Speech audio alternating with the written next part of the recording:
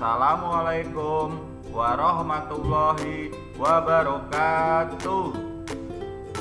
Halo, apa kabar anak-anak kelas 5?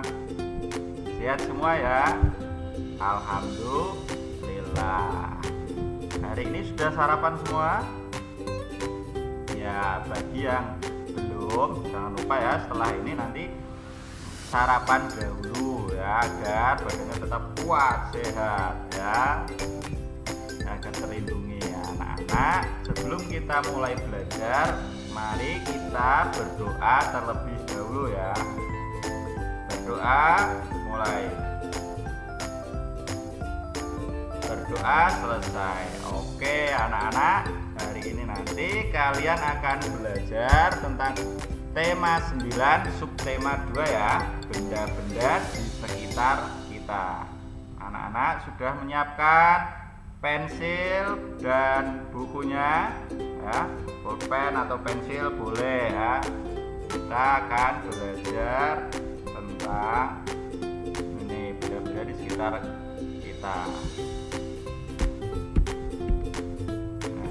Anak-anak, tujuan pembelajaran di hari ini nanti yang pertama, kalian dapat menganalisis dua informasi penting yang disampaikan dari paparan iklan media cetak maupun elektronik ya. Nanti diperhatikan. Yang kedua, siswa dapat memeragakan kembali informasi yang disampaikan oleh paparan iklan dari media cetak maupun elektronik. Yang ketiga nanti, siswa dapat menganalisis 3 manfaat persatuan dan kesatuan untuk membangun kerukunan hidup dengan tepat ya. Yang keempat, siswa dapat menyajikan hasil penggalian tentang manfaat persatuan dan kesatuan. Yang kelima nanti kalian akan belajar tentang bentuk-bentuk kegiatan ekonomi seperti apa untuk mensejahterakan kehidupan masyarakat ya, apa saja. Yang terakhir nanti kalian dapat menganalisis bentuk-bentuk kegiatan ekonomi dalam upaya mensejahterakan kehidupan masyarakat. Anak-anak, sebelum ini kita menyanyikan lagu dulu ya. Ini malah ketutup nih.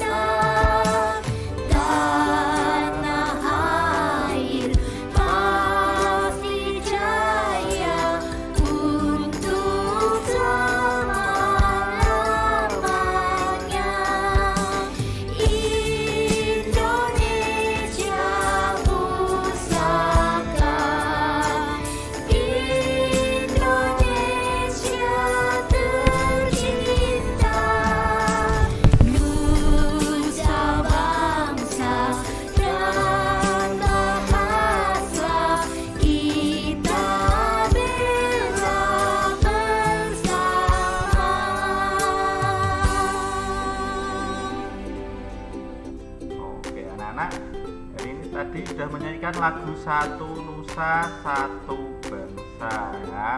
Diperingati dulu ada Sumpah Pemuda ya, tanggal 28 Oktober.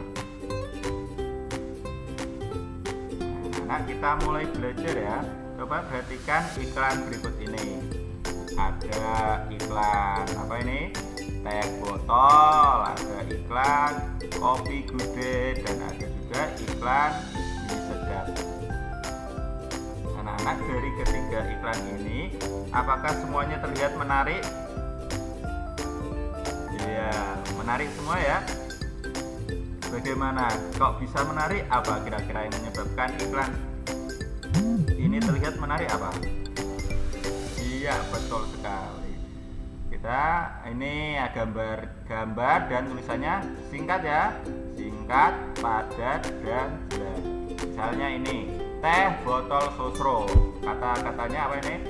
Apapun makanannya, minumnya teh botol sosro. Sudah pernah minum kalian? Sudah ya. Yang kedua ada iklan kopi Gude. Karena hidup banyak rasa, kopi Gude punya banyak rasa untuk harimu. Menarik sekali, ini banyak warna, kemudian tulisannya juga sangat bagus sekali. Yang ketiga ini ada artis Korea nih. Siapa yo kelas 5 yang suka Koreanan ini ya. Ada iklan mie sedap ya, Korean spicy chicken, pedasnya juara. Wah, ya sangat menarik sekali. Jadi anak-anak, ciri bahasa iklan yang ada di sini adalah singkat, padat, dan jelas ya.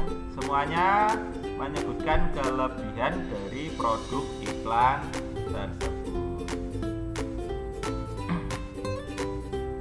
Anak-anak, beberapa ciri bahasa iklan. Yang pertama, pilihan katanya singkat, padat, jelas, dan menarik ya. Yang kedua, pilihan kata yang digunakan memiliki sugesti bagi khalayak. Pilihan katanya menonjolkan informasi yang dipentingkan, jadi mengajak orang-orang untuk membeli iklan tersebut. Dan terakhir, pilihan katanya yang digunakan juga menunjukkan sasaran, untuk siapa iklan itu ya.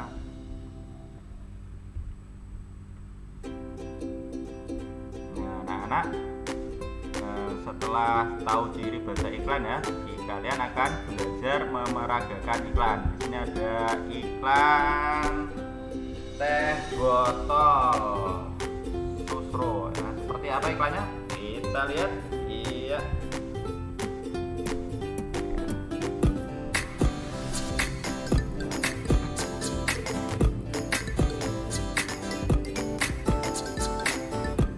Apapun makanannya, minumnya teh botol sosro.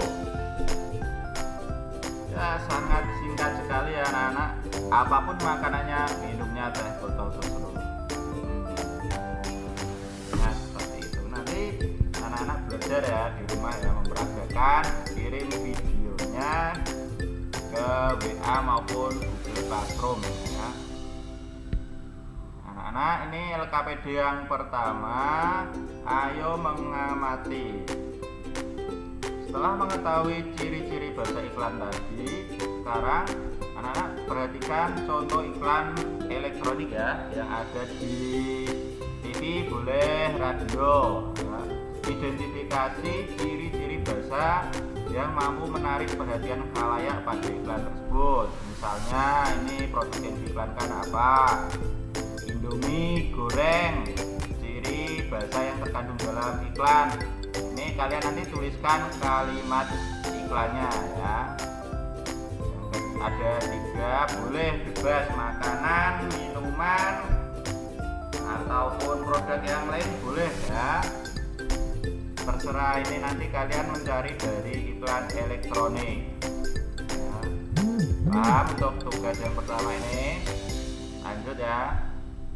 Nah, anak-anak, dalam pembuatan iklan sangat dibutuhkan adanya kerjasama antara jasa pembuat iklan dan pemilik produk yang diiklankan. Supaya menghasilkan iklan yang bagus, dibutuhkan kerjasama.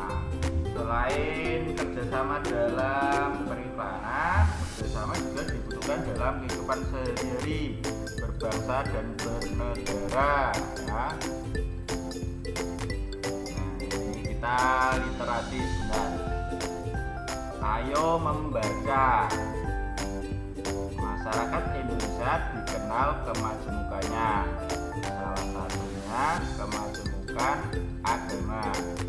Kemajemukan masyarakat Indonesia bukan penghalang untuk tetap menjaga persatuan dan kesatuan bangsa.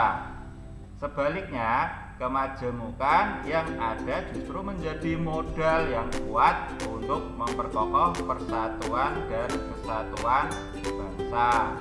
Persatuan dan kesatuan bangsa akan tetap kukuh dengan adanya semangat menjalin rasa kemanusiaan, ya.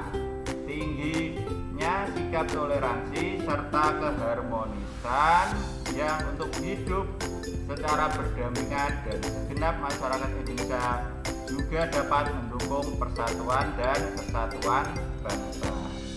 Jadi makna persatuan dan kesatuan ini tercermin dari sikap masyarakat Indonesia, ya, yang senantiasa menjalin rasa kemanusiaan dan toleransi serta menjaga keharmonisan untuk hidup secara berdampingan satu dengan yang lain.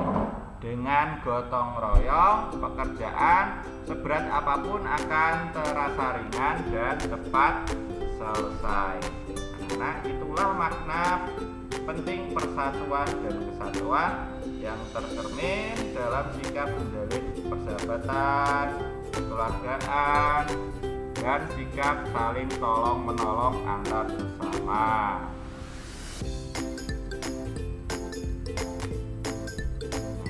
Setelah membaca teks tadi, apakah anak-anak sudah mengerti manfaat persatuan dan kesatuan bagi masyarakat?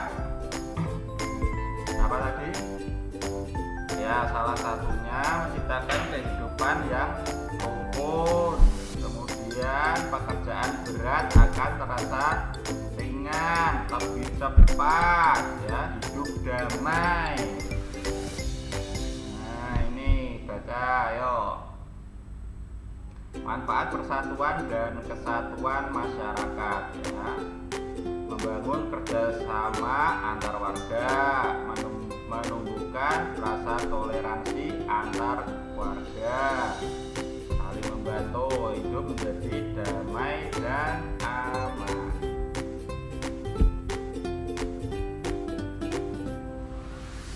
Persatuan ini anak-anak ada beberapa gambar yang mencerminkan persatuan dan kesatuan bangsa Indonesia, ya. Ada festival budaya dari seluruh Indonesia, ini banyak sekali budaya yang ada di Indonesia.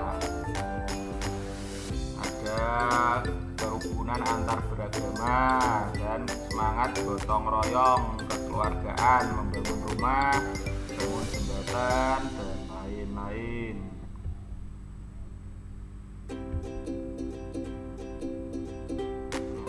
Anak-anak sudah paham, ya, tadi, ya. Selanjutnya kita akan belajar tentang jenis usaha dalam kegiatan ekonomi. Apa saja? Ada pertanian, perkebunan, peternakan, ya. Kalau pertanian tadi usaha menanam tanaman di sawah. Kemudian perkebunan usaha menanam buah-buahan, ya. Ini biasanya di dataran tinggi. Kalau pertanian berada di dataran rendah. Untuk peternakan, anak-anak ini ada 3 jenis, ya. Peternakan besar, peternakan kecil, dan peternakan unggas. Kalau peternakan besar itu ada sapi, kerbau. Kemudian kalau yang kecil itu ada kambing, kelinci, ya. Ada juga peternakan unggas ayam, itik, ya. Itu adalah contoh-contoh peternakan. Berikutnya jenis usaha yang dilakukan masyarakat apa? Misalnya ada perikanan. Ini ada nelayan yang sedang memanen ikan, ya. Ada kehutanan. Ada gambar anak yang sedang melakukan penanaman tanaman biar hutannya tidak gundul, biar tidak menyebabkan banjir. Nah, dan hutan nanti juga bisa diambil sumber daya alamnya berupa kayu dan lain-lain. Dan usaha berikutnya ada pertambangan yang termasuk barang-barang tambang. Ada batu bara, minyak bumi, emas, besi, ya, banyak sekali. Kemudian ada juga industri. Industri itu misalnya orang tua kalian ada yang bekerja di pabrik, garmen, itu adalah salah satu contoh kegiatan perindustrian. Dan ada perdagangan, kegiatan jual beli masyarakat ya, itu perdagangan. Dan yang terakhir ini ada jasa. Jasa itu pemberian jasa ya, jasa itu gimana ya?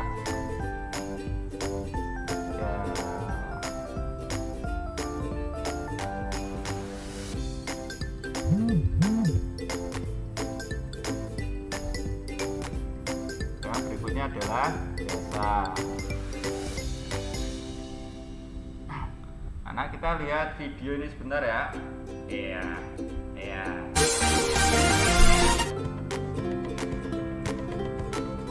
Anak-anak, kebutuhan manusia itu beragam dan mereka harus memenuhinya.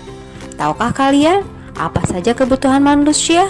Ya, pertama ada tempat tinggal, sarana kesehatan, makanan dan minuman, sarana transportasi, pendidikan, membutuhkan orang lain, kemudian membutuhkan hiburan, membutuhkan sarana telekomunikasi, dan juga pakaian.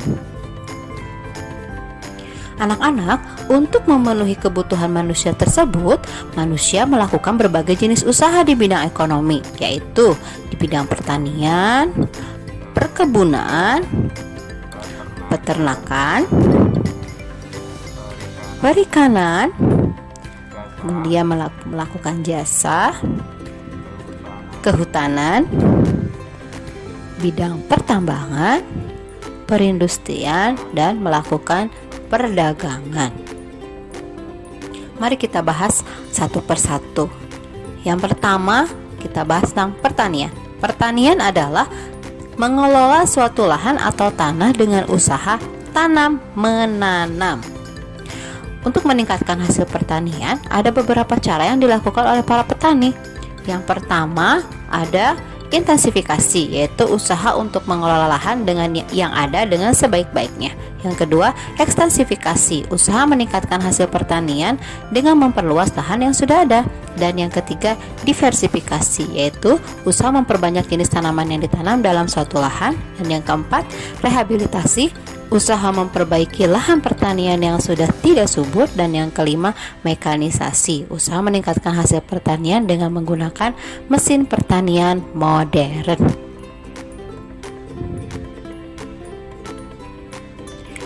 Yang kedua, anak-anak, yaitu di bidang peternakan. Peternakan adalah usaha membudidayakan hewan untuk diambil manfaatnya oleh manusia. Ada peternakan hewan besar, hewan kecil, dan juga unggas. Yang ketiga, usaha yang dilakukan manusia di bidang ekonomi adalah perkebunan, yaitu usaha menanam tanaman tertentu pada lahan yang luas.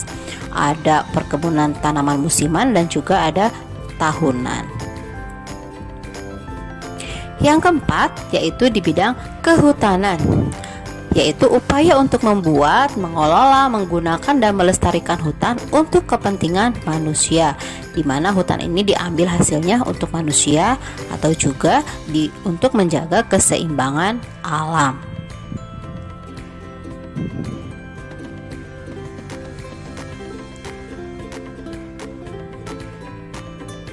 Yang kelima, yaitu perikanan. Perikanan adalah usaha penangkapan atau pembudidayaan hewan perairan.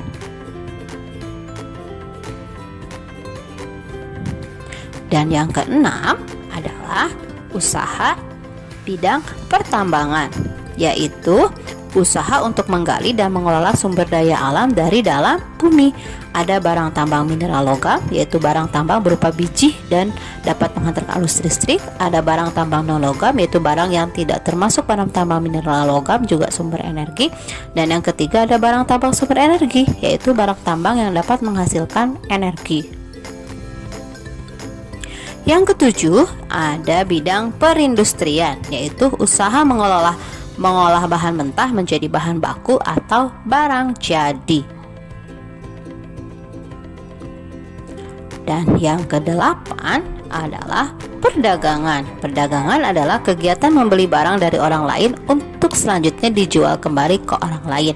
Dalam perdagangan ini ada pihak yang terlibat, yaitu pedagang.